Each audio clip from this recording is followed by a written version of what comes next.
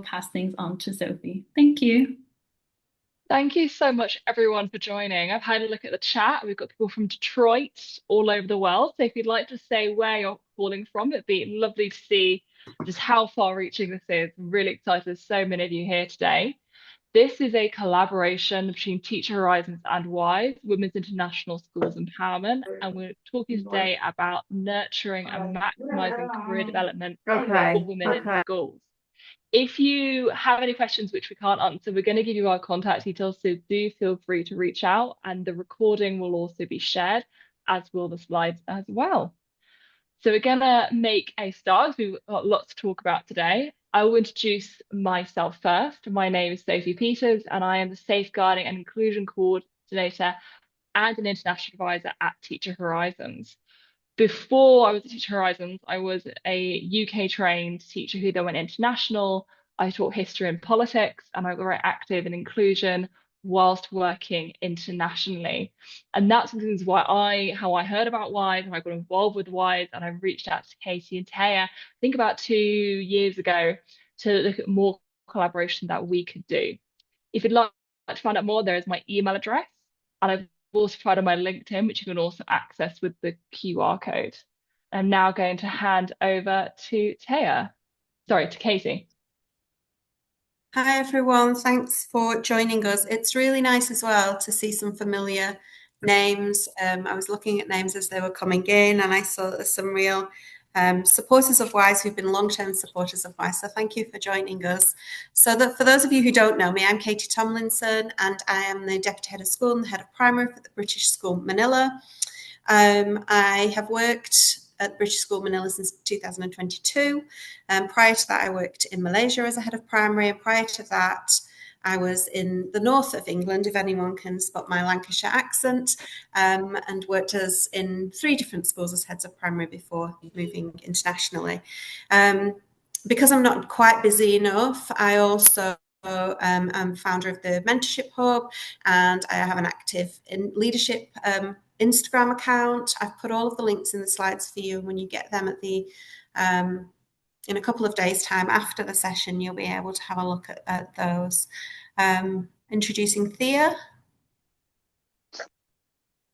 Good morning, good afternoon, good evening. My name is Thea Williams. I'm Deputy Head of Senior School, also at British School Manila. I've been there for 6 and a bit years now, firstly as a Spanish teacher and head of year, and then moving into senior leadership about 5 years ago now. As I say, I'm involved mainly in pastoral care and well-being, but I also spearheaded the DIB initiative at BSM in 2020, and so have been leading that whole school since then as well. I'm one of the co-founders of WISE. Obviously, that is linked to my passion for inclusion and equity, and just really excited to be with so many of you this evening. Thank you. So Thea and I are going to take you on a whistle-stop tour of the WISE journey to begin with, how WISE is supporting women, what it's about, where it started, and where we're heading to next. So Thea and I met in 2022 when I joined the team at British School Manila, where Thea was already working as a deputy head in the senior school, and we were discussing the women in our teams who aspired to grow and develop, but their line managers were all male, and they were searching for someone who reflected their own journey, someone who understood their unique challenges that women face and embodied the kind of educator that they hoped to become, leader that they hoped to become in the future. And it was in those early conversations that WISE Mentorship was born, and that's how WISE began, as a mentorship program. Little did we realised in those early conversations, where we were talking about specifically 8 women within our organisation, when we reached out to colleagues in other schools asking them, would you mentor women within our school, that something remarkable was about to happen, because every email that we sent out asking, will you be a mentor for a languages teacher? Will you be a mentor for a deputy head in primary? Or every single email that we sent out to colleagues was met with a positive response. But more than that, they were met with a response of wanting for us to reciprocate it. So yes, I will be a mentor, or yes, I know somebody, but I've got somebody too who you can help me with. Is there anybody that you've got to that would mentor? Which was really enlightening. It wasn't quite what we expected. You know, we were looking for mentors, and that was kind of it, mentors for our eight women. By the end of 2022, so we're talking 3 months later, with the incredible support of a group of women at British School Manila, we had facilitated over 60 mentorship matches from across a number of countries. And we hosted our first online session to support mentors and mentees. In 2023, we launched our second round of matching, connecting another 60 women with mentors. And by this point, our database had built from individuals stepping forward and, you know, just literally people saying, can I be part of this? Can I be a mentor? Can you match me with somebody? We'd actually grown to over 200 participants, something we never really imagined. And within all of that, I guess something else was becoming clear, and that was that mentorship alone wasn't really going to be enough. Women were looking for more and more support. And whilst we recognized there had been a need for this, we didn't quite realize how big the need was. And we took quite a big, bold step forward, and we decided to organize a conference built around the ideas that women had shared with us about the challenges they were experiencing. We held our first conference. I say we held our first. It was only ever going to be a one-off event. When we planned this, it was, we'll do a conference. It was never meant to be an inaugural conference with further to follow. We didn't really know what we were getting ourselves into, I guess. But we welcomed 150 delegates from across the globe, with attendees traveling from as far as Peru. The event was a huge success, and it solidified WISE as much more than a mentorship program. It became a real movement. What was also becoming clear at that point, that our network was still hungry for more. Another conference. Immediately after hosting, we were getting emails from women who'd attended saying, can we hold the next conference? To which our immediate response was, what next conference? We hadn't quite anticipated there would be a second. Turns out there was going to be a second and a third, and we're already planning a fourth. So that kind of, again, took us by surprise. The community was growing, the expectation was growing, the community wanted more opportunities for connection, for growth, for development. Now, I always say, if you want something done, you can ask a busy woman. But even the busiest of women have their limits. And Thea and I are not just co-founders of WISE. We're mothers, we're wives, we're full-time leaders in school. And as the workload grew, we found ourselves overwhelmed, really, with the unexpected scale of what WISE had become. Now, anybody who knows and who has seen me speak at any of our conferences knows I describe WISE fondly as a monster, a beautiful, oversized, cuddly, and incredibly needy, lovely, likable monster. It was just becoming unmanageable. But we knew how important it was to keep going with WISE, all that it had become, and we could see the need was there. So after the conference in February in Manila, we took some time to consider what the future of WISE would look like. And we reflected that communications, matching, and the professional learning that we'd been offering through mentorship was unsustainable. But the need for a strong network connecting accomplished and generous mentors with women seeking mentorship was undeniably needed. So after a bit of reflection and deliberation, we made the decision to separate mentorship from the other elements of WISE and transition that into a private venture. The result was the emergence of the Mentorship Hub, which is a dedicated space for mentorship and professional growth. If If you want to get in touch about mentorship and you want to be assigned a mentor, there is now a fee. All other aspects of WISE work comes free of charge and is run through voluntary membership. And Thea's going to explain how that happens now.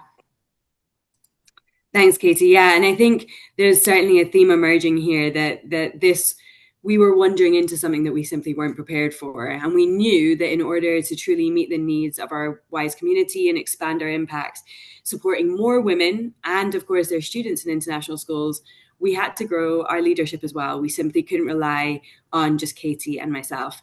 So we turned to those that had been involved with WISE since its early days, some of whom are in the call, as Katie alluded to earlier. And with a mix of hope and nervous anticipation, if I'm honest, asked if anyone would be willing to join the advisory board. We did consider calling it the WISE Council, but we kind of went back to the more serious name of advisory board to shape the future of this organisation. And once again, we were overwhelmed by the response.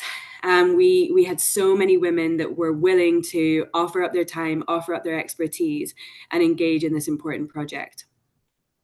After careful consideration of the diverse experiences, skill sets, perspectives of those who stepped forward, we assembled this incredible A-team of superheroes that you can see on the screen. Since then, we've held 3 board meetings to strategically plan, share ideas, and collaborate on ongoing projects. Together, we're working towards the shared vision and purpose of WISE, which you can see on the next slide. Oh, it's not there. But effectively, what we're trying to do is connect women, engage in professional learning, to move not only individual women, but our schools forward, the systems and structures in our schools, which will ultimately support and serve future generations and move them towards gender equity. We take immense pride in championing equity by serving as both a network and resource hub, as I said. And this is not just for women, but also allies as well. I think it's really important that we highlight the opportunities that we extend to our non-female colleagues to engage with this work. We have an unwavering commitment to inclusivity and advocacy, and we approach everything we do through an intersectional lens, ensuring that our work remains meaningful and transformative. And that word transformative, whenever we seek feedback, comes through all the time. So I wanted to talk a little bit about the projects that we're currently working on, led by the advisory board, but we all have women that are supporting us in our communities in really implementing that work. We're engaging in this work, not just the interrelational connections, but because we know that such change that we're trying to enact and ensuring that change is sustainable and growing over time means that we do need to shift structures and reimagine systems in our schools. So we have various branches working hard on different projects. You can see some of these on the screen now. One of these branches is focused on building teams of expert and experienced women to create guidance documents for schools to adopt and adapt to their context, which moves us towards more equitable systems. We're looking at areas such as the menopause, returning to work after having a baby, removing barriers for girls and women to be physically active, to name a few. And there are others that are constantly emerging through conversations. We're linking this work of the kind of working parties with professional learning and networking sessions. So these documents that we're creating can be implemented in a culturally appropriate and culturally responsive way, ensuring that they jump off the page and can really live and breathe in our school communities. The WISE Book Club has now held 3 meetings discussing a range of texts, and it provides a supportive platform to dig deeper into issues facing women in education, but also beyond. In fact, the texts that we're looking at have all come from outside of the field of education. And as educators and leaders in that field, we've been thinking about how that applies to our roles and our spaces. To share our reflections on our learning and on our working parties development, we will also be launching Wise Words Anthology. This will be a publication that brings together narratives and insights of colleagues and our students. So that's really exciting. If you'd like to be involved in that, there are details of how to do so later in the presentation, which will be shared with you soon. The branch that I'm co-leading on with Iabo, who you may have seen on the previous slide, focuses on student outreach and engagement. And we're currently planning 2 events. one, a virtual one, which is coming up next March, and then a face-to-face conference next year in September to give students in our school communities an opportunity to showcase their brilliant work. Often I learned so much about gender equity and about the opportunities and the movement in our society through the work of our students. So whether that's a service learning project or affinity groups in their schools, we really want them to be able to showcase what they're doing, share with students from other schools and other areas, and begin this idea of women support and girls supporting each other, so that like-minded change makers can come together across different schools, regions, and countries as well to really support one another. Another exciting opportunity coming soon will be our WISE database for professional learning visits, supporting and growing connections made through WISE to allow women to access the best professional learning out there, which I believe is visiting other schools and shadowing colleagues who are already doing the work that we're interested in doing. This is such a unique or novel way of looking at professional learning, rather than just going to a course and then trying to implement it, really living and walking in the shoes of the women and other colleagues who are doing the best of that in other schools. So as you can see, there's a huge amount going on, and this is all relying on work from volunteers doing this work in their own time, in the spirit of supporting colleagues and changing systems and structures so that future generations can enjoy greater equity and inclusion. We would be honoured if you would join us on our journey. Thank you. Sophie. So there's so much that is going on at the moment. I want to share a little bit about the disparities here. So I was really interested in this topic because before I became a teacher, when I was actually a university student, I actually intended to go into the military, and I was considering a career as an army officer. And what I discovered from my initial experiences in the army was this was a very male-dominated system, and not just that, but what the impacts of that was, of being one of very few women in a space. And it wasn't an environment I felt was a safe place for myself to thrive. When I then became a teacher, one of the big draws of being a teacher was that teaching was very equitable. But as I stayed in teaching for longer, as I look at leadership and progression, again, I saw that really change. And as you went further up, there were fewer and fewer women to collaborate with. And this had an impact not just on myself or my colleagues or even the girls talk, but the whole school as well. And I really wanted to investigate why this was. So as I went through teaching and got involved in inclusion, I started to explore some of this information. And that's a lot of the work that I do with Teacher Horizons. What you can see here is that this is from CIS in 2021, about 61% of all teachers at the classroom level are women. Now, this is across primary and secondary. It does vary in both, but across it all, 75% of heads of school are women. So I wanted to really sort of investigate as to where this disparity happened and the impact upon that on our professional learning and on our schools itself. So to investigate this, we're going to talk a bit about the opportunities and the challenges facing women in school leadership today. So I'm going to pass back to Katie and Thea. So some of these questions have been submitted by yourself, and Thea and I were considering them. Thea, do you want to? I'll take the top one. Are women supported in maintaining teaching roles through the various phases of life, youth, child nurturing years, and the onset of ageing? Gosh, it's an important question. And I guess the short answer is yes, women are supported, but obviously it's variable. And that's the dilemma. The level and quality of support depends on the country, the school, the culture of the organisation, the leaders within the school. And could it generally better? Well, the evidence and the data would suggest absolutely. But it's also important to remember that as women, we do have the right and the ability to choose where we work. And we must exercise that right carefully, considering where we will be best placed and best supported as women. You know, there are countries and there are schools that are genuinely getting it right. We were discussing this the other day, and I realised that in Colombia, there's a legal requirement to provide time and space for breastfeeding mothers to pump when they return to work. In other countries, there are mandated keeping in touch days during maternity leave, or there are phased return protocols so that women can re-enter the workplace gradually and sustainably, having been outside of the workplace for a significant amount of time on maternity leave. There are schools that have extended the maternity provision that is mandated by law, and they've extended it. So that's really what we should be looking for as women when we go to work, to make sure that we are looked after. Now, for those countries and organisations where these aren't considered, that's where WISE is doing the really important work, I guess. We've developed guidance documents for women returning to work, and there are clear recommendations in there for best practice. We've also created a menopause framework and guideline for line managers. It's not just about staff either. WISE is also challenging schools to think about how gender affects the experience of students.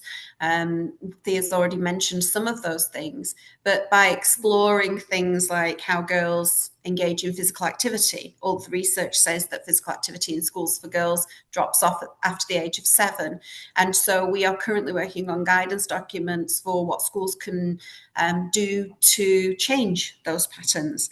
Look, it's a complex issue, and because it spans systems, policy, culture, it's affected by historical context. There isn't just one way to deal with it, but complexity doesn't mean an excuse for inaction. So when you are seeking jobs, you should look at those aspects to be supported for them, because you do have a choice about where you work. You need to look for global best practice and review your own systems in schools, contribute to changing those systems, looking at it with a diversity, equity and inclusion lens. I know I've said a lot and not given a definite answer, but I guess the answer is to know what to look for when you're looking for a job, to make sure that you've got that support, and to know what you can change whilst you're in your current job. Thea, I'll hand over to you to look at the challenges of accessing leadership opportunities. Yeah, thank you. And just before I look at that second question, the one thing I would say as well is that if you have questions around this, please feel empowered to request examples of policies.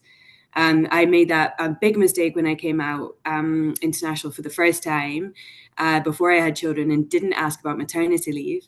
And then, of course, a few years later was faced with that. And if I had identified that as a question that I should ask, then maybe I could have avoided some of the challenges that I faced.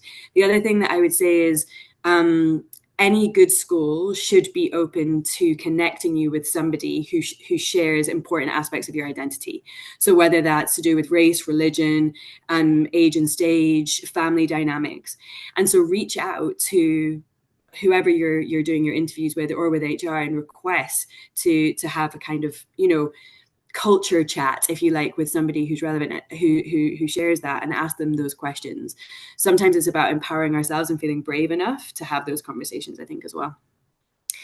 So that second question, how do you get past the challenges of accessing leadership opportunities if there are none available in your current place of work? If you're unable to gain experience, how can you grow? So the first thing I would say about this is that that's a really tough situation to be in. If you feel like there's nowhere for you to grow and nowhere to kind of push or tunnel your own avenues, that's a really hard position to be. But I would challenge anybody feeling like this to kind of rethink what leadership means. I think sometimes we have a very traditional and, to be honest, quite male or masculine perspective of what leadership means, and that only comes with a title or with a role or with a responsibility point. But we really need to rethink what leadership means. And as I said before, I have learned most, honestly, in my life or in my career from students who are taking leadership opportunities when it's not been handed to them. They've not been asked to do it, but they're just, paving the road they want to walk effectively. And so I would challenge anyone feeling like that to identify a problem or a challenge that they think exists in their respective area, maybe slightly beyond their kind of normal classroom. For example, if you're a class teacher going for a year leader position, question or whatever, identify that problem, engage with some action research as well, obviously with the support of your line manager, hopefully, read around that topic and start proposing some solutions to that problem. You know, we work in an absolutely amazing school, but there are always areas for growth. And so identifying those and having that kind of initiative can be really powerful and empowering, I think. The other thing that I would suggest, and our school's really open to it, I'm really proud to say that, is that when we have people that are seeking to understand what a leadership position looks like and how they might take that next step, is inviting colleagues to shadow certain aspects of our job that they maybe are less confident in. So whether that's a tricky meeting with a parent or, you know, sitting in the background for an interview, whatever areas that are new or outside of your current role that you think you need to gain experience of, even to decide whether that's what you want, right? But also to reflect on in an interview about what or a cover letter, right? What you're working on, what you're interested in, what you've learned. I think that can be another way of demonstrating kind of initiative and, again, paving the path yourself rather than waiting for somebody to offer you the opportunity. So that would be my advice there. Thank you. I'm going to just pick up on a bit more detail with this as well in a moment. I just want to pick up what someone said in the chat about centering women of colour. I'm doing a lot of research at the moment at the intersection, and I know Katie and Sarah and I've talked about this, the intersection of different parts of our identity and the challenges that we face. We are looking at challenges that face women here, but we also understand, and we are looking more into how this intersects with different aspects of identity, particularly to do with nationality, to do with race, and all people from the global south in particular. And if you're interested, I am doing a presentation for COBIS on this next month, and I'll send out some information in the follow-up email. Yeah, just to say on that as well, our last book club book at WISE was named What Do You Need, written by, I think her name is Lauren Jones, but please correct me if I've got that wrong. And that was exactly because I was going to mention it later as well. And this is the book. It was great. Yeah. And I think what was really interesting through our reflections, which I think was pretty much all white women, if I'm not mistaken, was that creating safe spaces, right, for people of color, for LGBTQ women, so that they could have discussions kind of safe in a safe space, and almost like having an affinity group was something that we really needed to try and build. We're not quite sure what that looks like yet, but we recognize that is a necessary next step. And so if you have ideas as well about how we can enact such groups or affinity groups, we would really appreciate hearing from you. I'm aware that ALOC is already an organization that's obviously for teachers or educators and leaders of colour abroad. And I know that they have smaller groups as well for women of colour within that, etc. But we are really hoping that we can develop those spaces also. Absolutely. We understand challenges between white women and men leadership is at least doubled again for women of colour as well. And that's something I'm already working on. So this challenge is something I wanted to investigate when I was at the WISE conference, which was one of the best weekends of my life. It was wonderful when I attended. It was the first time I've been to the WISE conference in February, and it was amazing to be in a space where all these conversations that I had with women, but there'd always been like one or two of us talking about our archer on her in a corner or something. But then to be in a professional space, we were having these conversations really openly, and it was incredibly validating. And that, I think, was what made that such a powerful weekend. It was such an important, the links we made across and understanding that we weren't on our own. And that was so important, because sometimes it really can feel like you're on your own, or you're up against a system which is more powerful than yourself. And WISE brings us together in a way that is validating and it is empowering. So when I presented, I wanted to basically bring out some rock hard data, and that's what I've been doing with Teacher Horizons. And I used our fantastic team to really look at some of the discrepancies and the disparities in more detail. Why are there 75% of school leaders are male and 25% are women? And one of the things we've mentioned already is the fact that women, a lot of schools are not set up to really accommodate or to be nurturing for parental leave, for different stages of aging, for the different roles we all fill as family members. And if they were, just think of the incredible skills that women of all genders can bring. Because currently at the moment, the difference between women in leadership who have dependents versus men is significantly different. Men are far more likely to hold leadership positions if they have dependents, 81.2% versus just over half of women. So therefore, we can infer that work-life balance disproportionately affects women's career progression.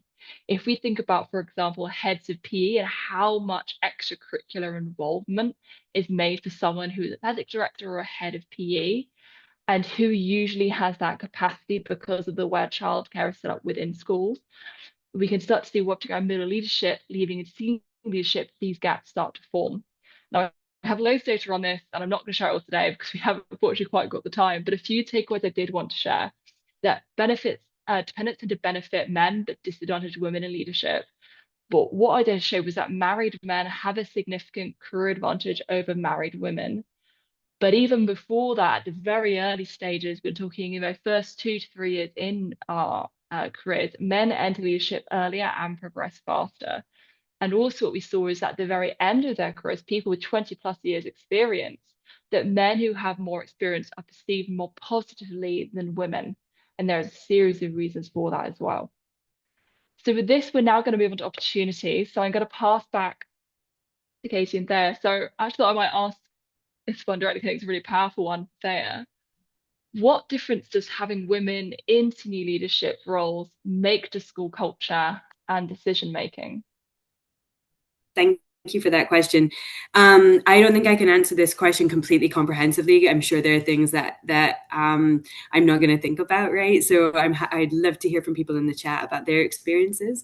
But I think that the first thing, let's focus on staff firstly. When we have women in leadership, more of our staff members feel represented.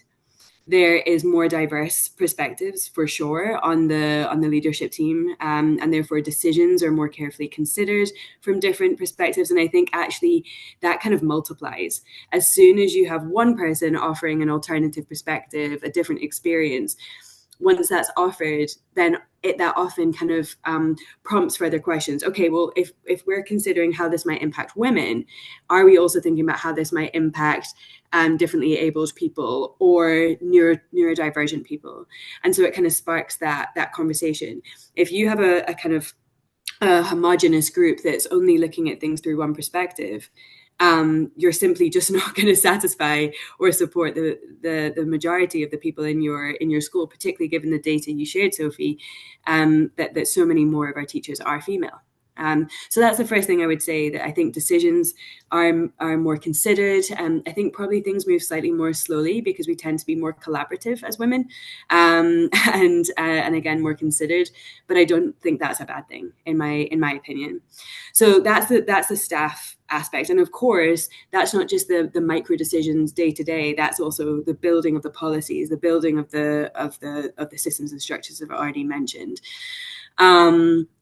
Let me think about students as well.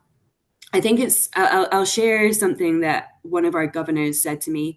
I'm fortunate enough to teach her wonderful daughter in IB Spanish this year, and the mother came up and really excitedly said to me, my daughter's so excited to have you as her teacher this year. She thinks you're really great, and also you've really inspired her to be a leader in the future. And it was such an interesting moment of really publicly sharing that she was excited to have me as a teacher, but almost like hiding the fact that I'd inspired her to be a leader. But I just think that's such a beautiful example.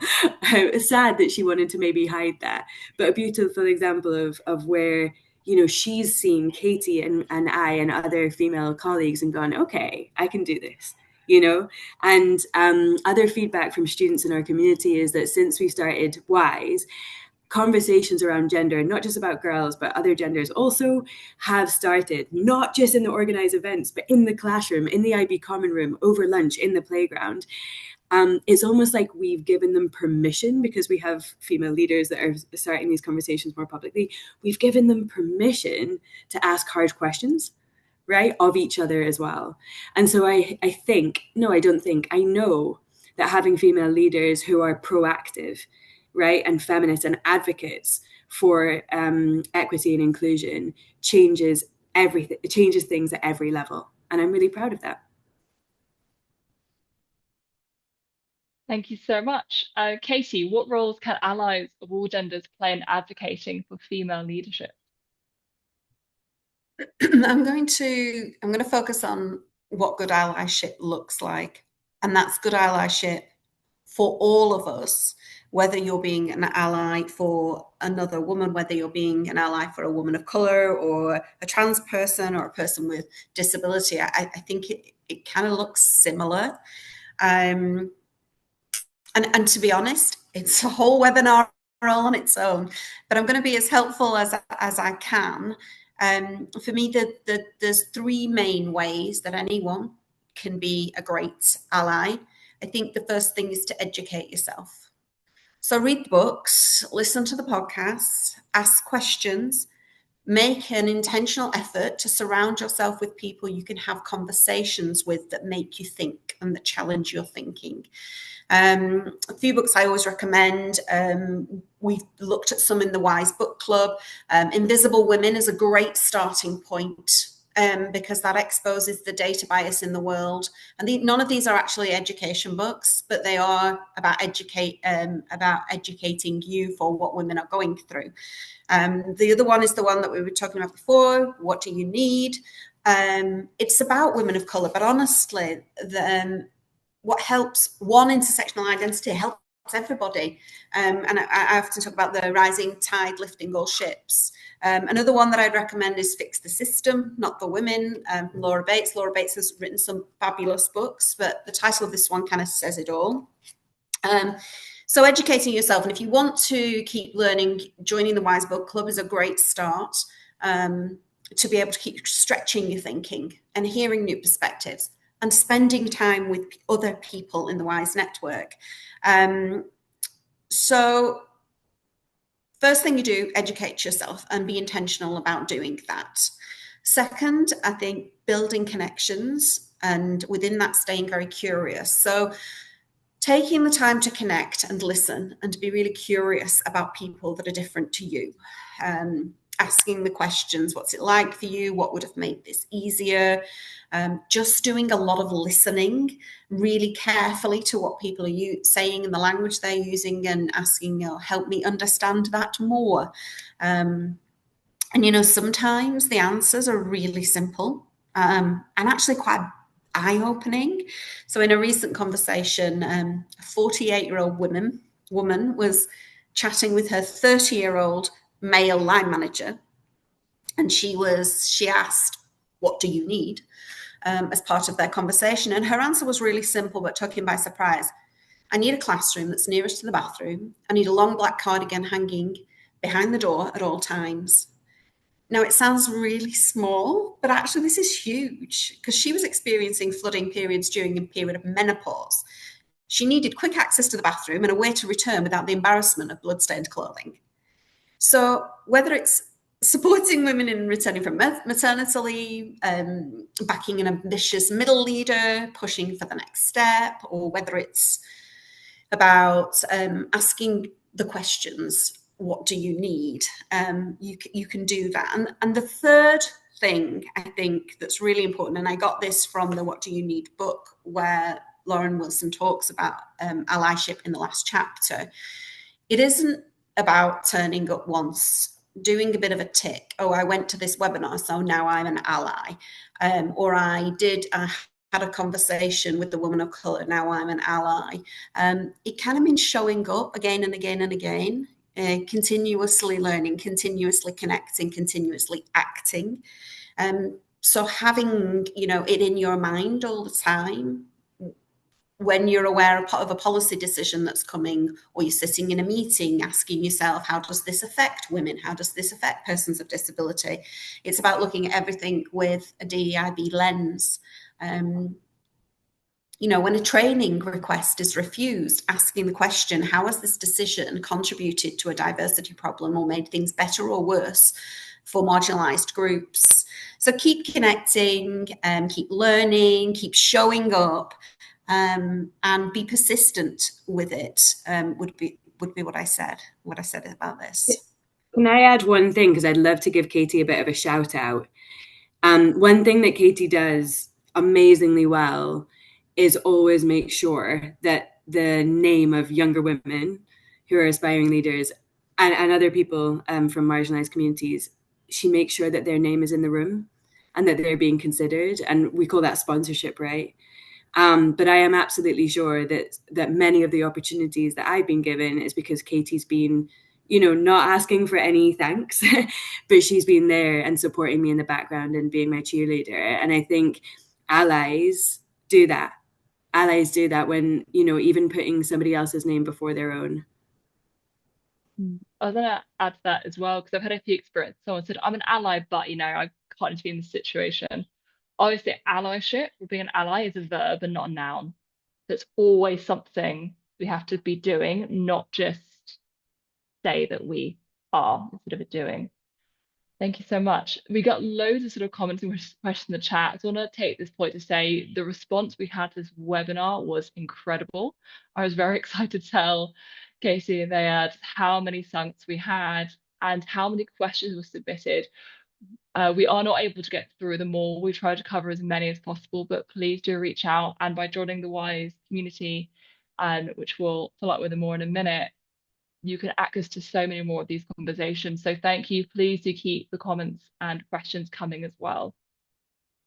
So we're now going to talk a bit more about the WISE community. So one question we had is, what are some success stories of women who've supported through networks like WISE? And I'm going to hand over to Katie there, whoever would like to take this question. We're constantly amazed by women telling us, you did this, that WISE did this for me. They came back from a conference recently having spoken. Do you want to tell that story, Thea, about the lady that spoke and told you how much she'd grown? Yeah, so we had in our first WISE conference, we invited a head of school in the Philippines to speak, and she's a woman of color who is the head of school, but was lacking in confidence in her own competence, right? And we invited her to come and deliver a workshop. We were really, really keen that we had Filipino voices within our community, and we didn't have many offers of workshops, so we invited her to do so. Anyway, she gave her workshop. And I bumped into her at a recent conference just last weekend, actually. And she was sitting on a panel at this conference, which was about, 10 times bigger than ours. There were like, 1,200 people there or something. And she was sat on a panel. I said, that's amazing. Like, I'm so excited to hear you speak. And she said, I never would have done this without WISE. WISE was WISE. And that opportunity was what gave me confidence to put my name forward for this one too. So thank you. It was really lovely. Yeah, I think WISE has provided a lot of women, whether it be through mentorship or through just being at collective events such as this one, where we see the names repeated and people get to know each other, or the book club. It creates a community where it's safe and where you feel able to ask for questions and support. Through mentorship, many women have had the opportunity of the experience of another woman who is paying it forward to help them with interviews or help them with applications. And I know now, I call them my board of directors. They don't know who they are. I've never actually named them, but I have my secret board of directors, a group of women who I would go to. And that was an idea that came from the WISE conference about building your own board of directors so that you have somebody to go to. Who will I go to for the challenging conversations? Who will I go to when I'm worried about something? Who will I go to when I'm applying for my next job and I want to do it? And building a network of people where you have different people to go and ask for advice from, I think is really important, because you don't always have that, because there are less of women in leadership positions to ask within our own schools. So I think that's one of the main benefits, that you can build this network of like-minded people who you can rely on, particularly. Do you want to talk about chances of success and what that might look like in an interview process? Sure. And maybe that's directly linked to the other question as well, around what moves women should women make to be recognized and appreciated in their professional environments. I keep telling stories, but I think it's important to share this one as well. When I was 23, I was working in a school, very academic, prestigious school in the UK, and a head of year position came up. And I didn't even think about it. I didn't go for it. There were 3 men that were currently working in, or were then working my school, who went for the role, and none of them were perceived to be suitable candidates. And my deputy head pastoral at the time came and said, "You really need to go for it. Like, you would be brilliant." And I put it off. And then I thought, okay, I'll throw my hat in the ring, but it's not going to happen. And when I was offered the job, as part of that conversation with my head of school, he said, "I don't want to give this to you. This has come too early. I think this is going to be a disaster, but I've got no one else, so here we go." So that really set me up for success. I felt great. But I have to say, I did become pretty determined to prove him wrong. And I worked really hard. And I made brilliant relationships with those kids and those families. I think I should probably point out that his son was in my year group. So there was a particular spotlight on me, I think, to do well.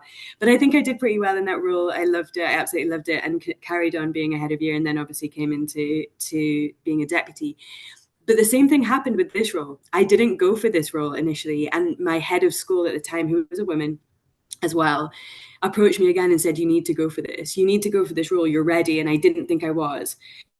And so my takeaway from that is lots of people, men mainly maybe, are putting themselves forward for positions, taking risks, even if they're not 100% qualified or prepared or experienced enough on paper to get that role. And so what I took away from that is, I have to believe in myself a little bit more. I have to understand what I'm bringing to the role. And even if that's not exactly what I think or I've seen leadership be previously, because we simply don't have as many examples of female leaders, right, to look up to, I can make that leadership role what I believe it should be, and be authentic to myself and lead. And so I think the first thing is to believe in yourself and to start speaking kindly to yourself and about yourself, because until you start doing that, nobody else needs to, right? You give them permission to undermine you and underestimate you. So that's the first thing that I would say, a little bit of self-belief and self-work in that regard. And mentoring is amazing for that. Coaching is amazing for that. The other thing is, and this comes directly from Polly O'Brien, who works for ISS, but to use I a little bit more. I think lots of us, but lots of women are very quick to say we, my team, my colleague, and I. Very rarely do we put ourselves in the center of a story in an interview process. And it's absolutely fine. In fact, it's important to cite and reference and show gratitude for those people that have supported you. But it's okay as well to take credit for what you've done. And so always start with the I, what you've done in a situation, and also be really clear about the story that you're telling. So Pauline again talks about STAR, situation, task, action, and result, and sticking to that. I think that makes it a little bit more comfortable for those of us who struggle to sell ourselves, maybe, because you're talking about what happened and the issue at hand rather than ourselves. So I think my response to both of those questions is pretty similar. Katie, you have many more years experience doing recruitment than I do. Is there anything that you would add? No, I think that what you said was great. I think there's a question in the chat about what advice do you have for women who are hesitant to take that first step into leadership. And Kaz has offered a great response to that, and coaching will help with that. But what I always say is this: you don't need to Dr. Pepper it up. What's the worst that could happen? You know, the worst thing that can happen if you put an application in is that you could waste your time and energy and not get any further in the process. If you're not sure, you can always back out at a later stage if that's what you feel, but you lose nothing really other than your time and energy by putting an application in. So rather than you deciding you don't meet the person's specification or this might not be right for you, if you're interested and genuinely interested, have a bit of a chat with yourself and then go for it and have a little bit of confidence in that, in yourself, and let the process decide whether you're right for it and whether you've got the right kind of experience and strengths of character to do it. But you should go into it with great confidence, as our male colleagues often do, that you will be able to do the job. And if the panel doesn't believe that you can, well, that is their decision. They've made that decision. You can always back out if there's signals that they're not the right school for you. I'm reading this at the moment, which is The Broken Rung, when the career ladder breaks for women and how they can succeed in spite of it. And it's really interesting. It talks a lot about experience capital. And thinking about what Thea was saying about interview techniques, I think to know what your experience capital is before you go into a process so that you know what you're bringing to the table. And you will have a lot to offer. So to have a really clear idea of the experience capital behind what you're bringing. And on the flip side of that, when we're thinking about when you're hesitant to step into a leadership journey, to think, what is it in your leadership capital that you are so hesitant about? And what are you practically going to do to get that experience so that you won't be hesitant the next time an opportunity comes along? So yeah, that's just a little bit of advice about processes in terms of moving forward. We're running a workshop through the Mentorship Hub, and the details are within the slide deck. We're running it next. It's a week on Saturday. It's 9 a.m. UK time, and I've invited a lady to come and speak all about interview techniques. It's just an hour, but to have confidence in interviewing, if that's any use for anybody.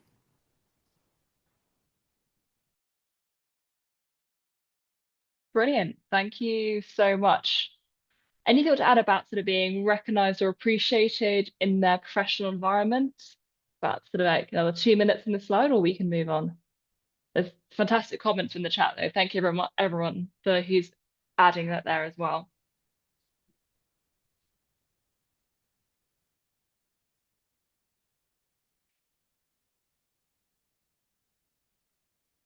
Wonderful. So looks like we're already making some fantastic connections in this chat, and I would really like to take this time now to say, please do connect and stay in touch. Please do join. Joining WISE is completely free, and there is so much more coming, as we saw at the beginning here, talking about all the fantastic things that are coming along. The conference that last year was one of the best weekends I've had, and the book clubs as well. We've got a fantastic event coming up on the 31st of January, I believe. 30th of January, I believe. Is that correct? We've got a slide coming for that. So please do stay in touch. You can scan the QR code to join. Well, we've talked a bit about just how important this is, but something I feel really strongly I want to add here. And this is a fantastic quote from Kofi Annan about how important it is to promote development, health, education, the empowerment of women and girls. But this isn't just about empowering girls, as they said as well, but this is better for everybody. A lot of our students still, a lot of our people still live in societies in which are very patriarchal at home. And if this is reinforced at school, it will last much longer. Schools have a fantastic opportunity to reinforce a much more equitable systemic and race equality for gender and race. If we don't address this, if we keep this very unequal structure, we're perpetuating a bias that men are naturally leaders and all those are things that we've all heard. That schools are the most formative experience for changing those assumptions about what makes a good leader. What can someone do? What can a student do as they get older? And it's going to make the world more sustainable, more peaceful, Valerie Hudson, who's a political scientist, recently published a piece of research called Sex and World Peace, which showed that actually having women in leadership roles is the most important aspect for world peace. And countries who have female leaders did better during COVID, and they're less to go to war. There's fantastic research going into this. So this is a hugely important part for our schools, and it's much bigger than just one school. It's all of us coming together, which is what WISE achieves. Before we move on to a few events coming up, is anything, Katie, there you'd like to add to that before we move on? No, I just think we're changing.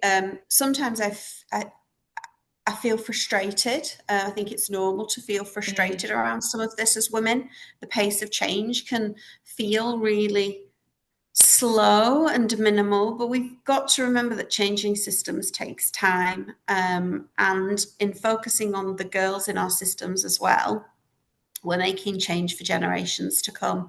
And always, as if somebody's rescuing me, whenever I get in the moments of I feel like I'm overwhelmed because we're not making a big enough difference in my ambitious head, an email will pop up in my inbox that says, just wanted to let you know I got a job yesterday. I never would have done any of this without the support of my mentor. Or just wanted to let you know this made such a difference to me. And as a result of that, I ran a workshop in my school for the first time. If you look around hard enough, there'll be evidence that we're making a difference, is what I'm saying. And to focus on our girls for generational change is part of that. Yeah, and linked to that, I'm not sure if anyone's read Adrienne Marie Brown's Emergent Change. It's one of the most impactful books I've ever read, I think, as a leader. But she talks a lot about fractals, that every little change multiplies. And I think that's what we need. It links directly to what Katie's saying, that every little change will kind of grow and create a beautiful pattern. And I think that kind of WISE is that for me. So thank you for being here this evening or this afternoon, this morning. And I hope that you can be kind of part of that beautiful picture that we're building together. This is the masterclass that I was talking about acing your next interview. The QR code's there if you want to sign up for that. There is a small fee for anybody that's not part of the mentorship hub, but it's a very small fee and it's a very small investment if you're thinking about your career. But that will be in the slides. So if you don't have the chance to scan it now, think about that for the future. I can't remember what else is in these slides. Just that, this is the student summit. Do you want to say something quickly about that, Thea? Sure. Yeah, I mentioned this earlier, but this is open to anybody that works with student leaders in your school. So it's for 14 to 18-year-olds who are, that's meant to say 14, sorry, rather than 12, who are doing work towards gender equity in their communities, whether in school or broader communities. There is a link there to nominate students to present workshops or to just attend. And we're hoping that this will act as a sort of springboard to our face-to-face conference next September in Singapore. So please bring some students along. I think it will be hugely powerful. This is the next book club read, the No Club, putting a stop to women's dead end work. Doing the things that matter, getting recognised for the things that matter. We're not having the next book club until January. There's going to be 2 in January, February. January will be face-to-face at the WISE conference, and February will be online. So you can ask for this to go in your Christmas stocking. You can ask for this as a gift. You can buy a gift for yourself. Have a read of it, and do join us for the next book club. You'll get a lot from it. Confession, I have been to the book club and not read the book and still enjoyed the book club and then gone and read the book afterwards. And finally, I think this is the last slide, the WISE 2026 conference. You haven't missed the sign-up date. The lineup of speakers is phenomenal. The comments that we have about the WISE conference range from this conference changed my life, people saying it changed my life, to people saying, if I only go to one conference, it must be this one. This is the best conference I've ever been to. People come away from the WISE conferences feeling different about themselves, but also feeling different about other people and feeling really empowered to make a difference. So we will urge you to go. You will not regret it, we promise. It really is an event not to be missed. And value for money. You will be fed and watered beautifully and have amazing keynotes. And there's an opportunity for so many workshops. There's opportunities for personalized one-to-one sessions if you get there early enough. There are women's social sessions. Don't miss out. If you can get there, it will be worth your professional development, I promise. Just to add on to this, so I'm not sure it's obvious on that flyer, but it's happening in Jakarta, British School Jakarta in January. There will also be a pre-conference held by Sean Jorgensen for safeguarding. We're really trying to support women who, and a lot of women in schools in leadership positions are involved in safeguarding, and so they're offering the pre-conference to really get value for money. And so, yeah, if you're interested in that, please reach out to the organizers and they can give you a little bit more information about that. It truly was life-changing, transformative, to use that word again, for us, as it was for many women. So we'd love to see you there if you can get the support from your school leaders.